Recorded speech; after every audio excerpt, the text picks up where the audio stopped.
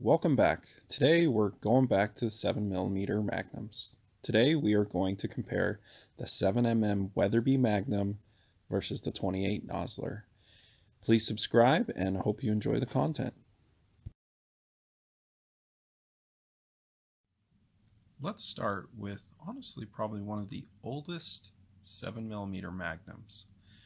So Roy Weatherby in 1944 started creating a bunch of his Weatherby Magnum cartridges, and that included the 7mm Weatherby Magnum.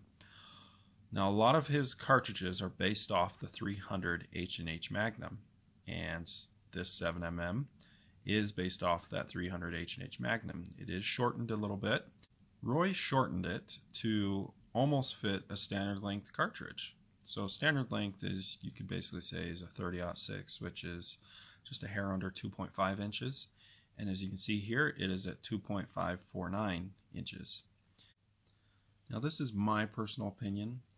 I believe the 7mm Weatherby Magnum is one of the most underrated 7mm Magnum cartridges out there.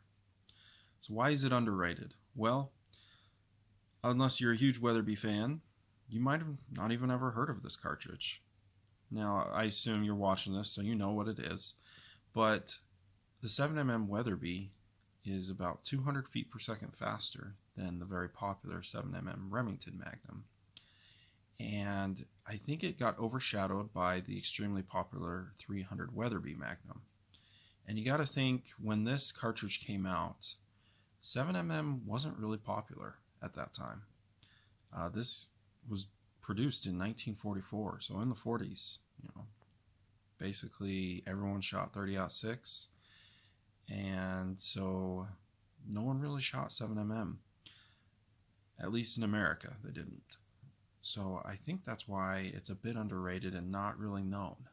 Let's go ahead and look at the numbers to see how fast this thing really does shoot. So 150 to 154 grain bullet, that's going 3,300 feet per second.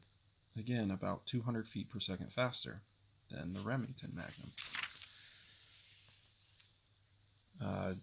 Everyone loves the 175 grain bullet, and look how fast that's going, 3,100 feet per second. And with Hornady and this ELDX, that BC .689, it's pretty incredible.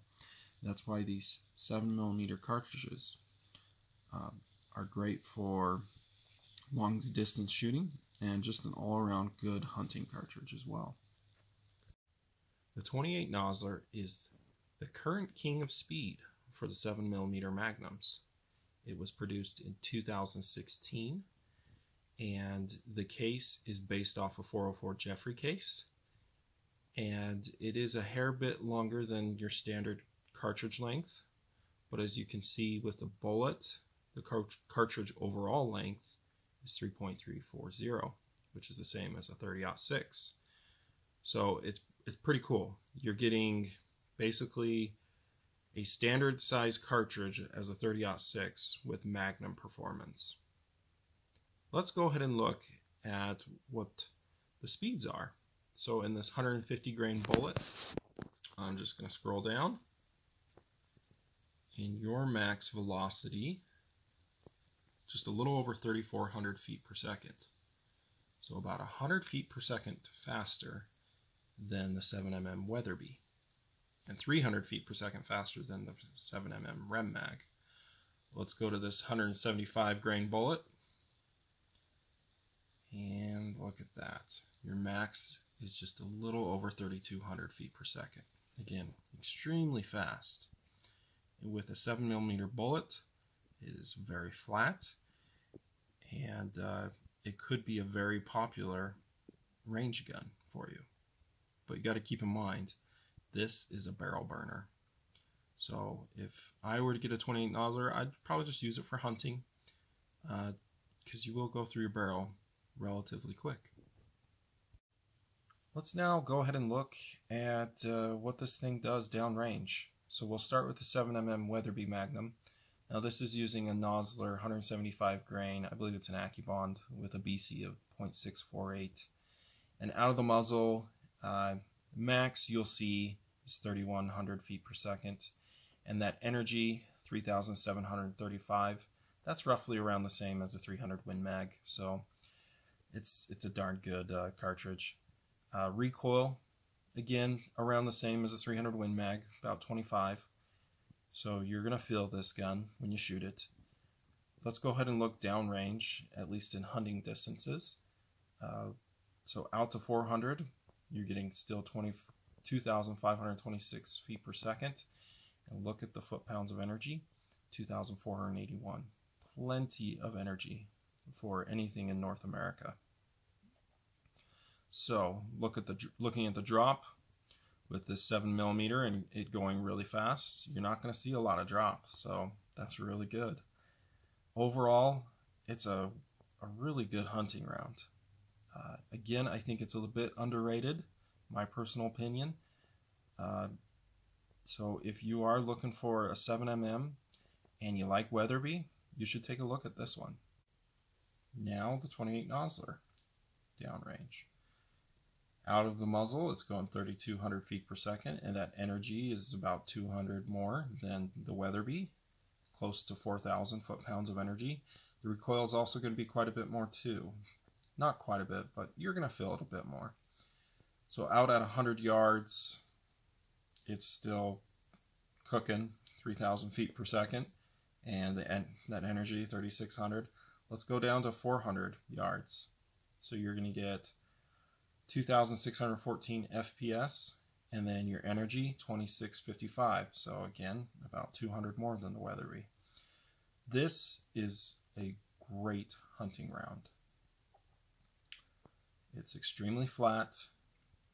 It's got a lot of energy and a lot of speed.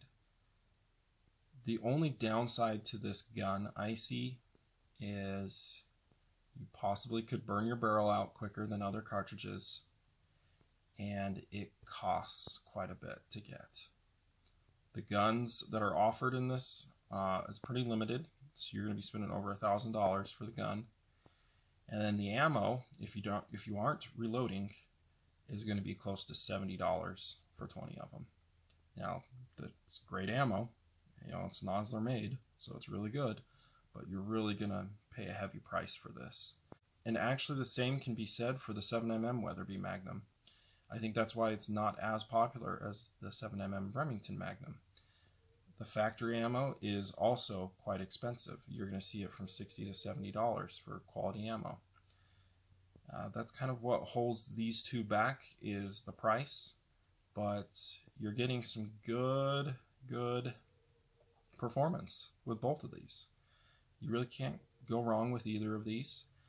And so if you're in the market, these are two good choices. Just know that it's going to cost you a little bit extra. I hope you enjoyed this comparison between the Grandpa cartridge, the 7mm Weatherby, and the new one, the 28 Nosler. Both of these will get the job done for hunting. Both of these are a bit expensive, but if you got the money and you want some of the fastest 7mm cartridges out there, these are two great choices. Have a great day.